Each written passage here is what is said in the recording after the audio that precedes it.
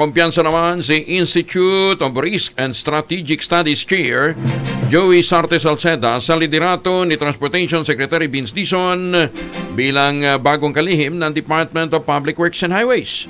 Kasunod dito ng pagbibitiw sa pwesto ng dating kalihim ng DPWH na si Manny Bonoan sa gitna ng kontrobersiya sa mga manumalyang flood control project. Ayon kay Salceda, si Dizon ang tamang personalidad na ipalit kay Bonoan. Lalo't ilang beses na niya itong nagpatunay na siya yung pinakamabilis, pinakaresponsable, pinakapraktikal na opisyal sa magkakaibang administrasyon. Ginit pa ng tagapangulo, saan man ilagay si Dizon ay nagagawa nito na solusyonan ang mga suliranin.